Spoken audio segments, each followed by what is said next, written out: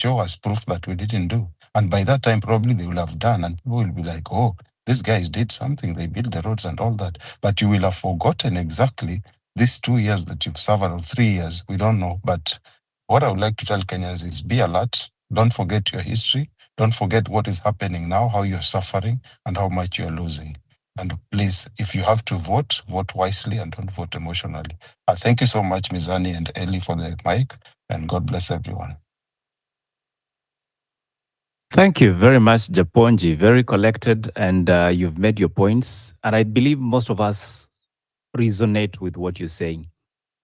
And before we forget anything or everything, I would love for us to take a moment and just take the words of the Prime Cabinet Secretary, because when he speaks, it means the government is speaking. Well, I'll assume so. Our people katika mambo ya hospitali, SHA is still not yet perfect. The social health arrangement is not perfect. Haijakuwa sambamba kabisa. Bado kuna matatizo. Mimi kama mmoja ambaye yuko kwa serikali, sitaki kuficha niseme everything is all right. I would be lying.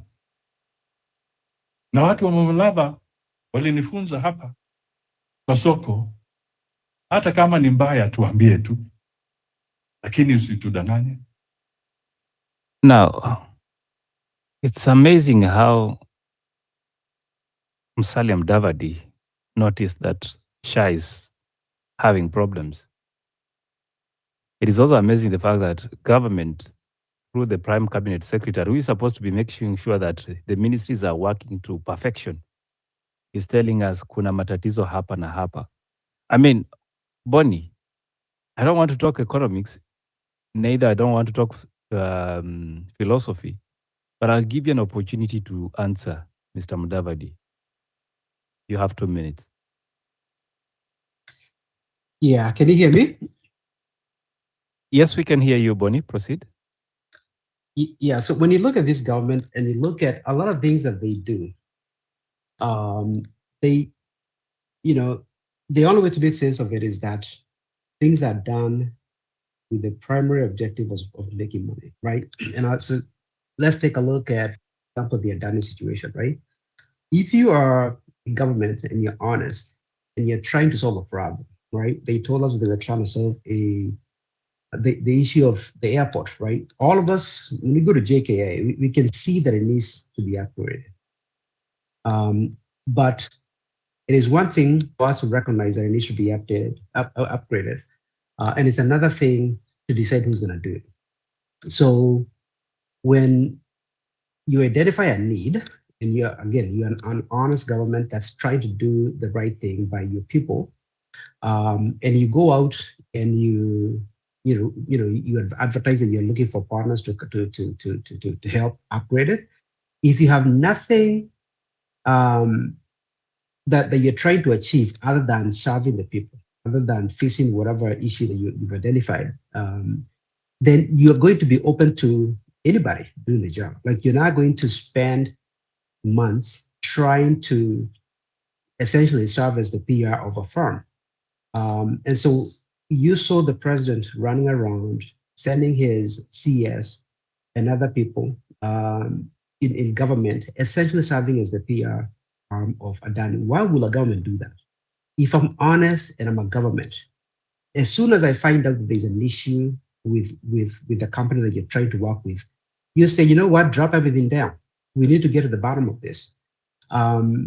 You guys have heard me talk about the fact that, when I'm not researching the corruption issues in Kenya, I'm an economist. And for me to take a client, to accept a client, we go through a very lengthy process to investigate this client, make sure that we understand where the client functions, where do they have offices, who are their owners, what kind of reputation do they have. We spend a lot of time. I mean, it takes days to even come back to the client. And this is a client that's paying you, right?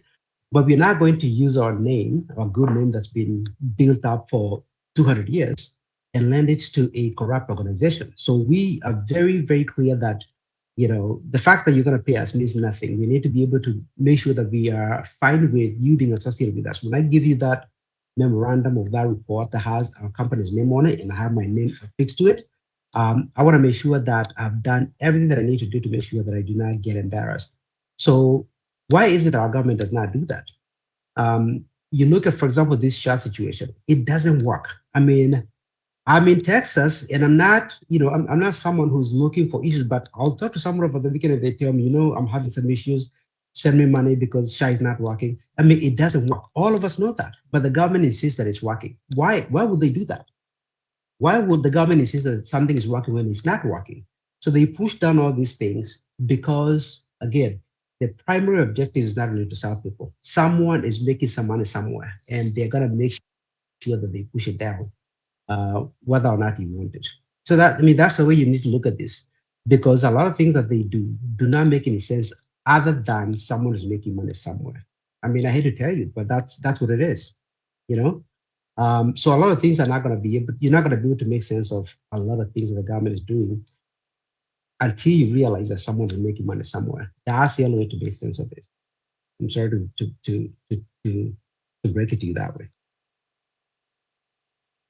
Bonnie, always a pleasure having you here. And of course, quite an interesting week ahead, and come to next week where I am quite informed that the diaspora department will be launching the diaspora policy for the next 10 years. And I'll be more than happy to be attending that event to see just how that goes. In the meantime, the diaspora is also meeting the JLAC that is the JLAC committee, the Senate, to discuss more on the voters' rights of the Kenyan diaspora. So I don't know how that turns out, but I can tell you for free, you don't want to miss the Mizani ya Ustawi annual conference that will be happening from the 13th to the 14th of March 2025. If you haven't signed up, there's still last opportunity for you to do so, but that's now left only for virtual spots. All the physical spots are filled up. We will be more than happy to have you join us virtually. The link is on the Jumbotron, or you can visit our website, mizani254.org, and be part of our delegate team. Until then, I just want to wish you a great night, and it has been a pleasure being part and parcel of your evenings, hoping to continue these conversations, because for us, the bigger picture is we must have purpose-driven leadership. Until next time, on behalf of my team, everyone that made this a possibility, all the speakers, the listeners, and the contributors, we don't take your time for granted.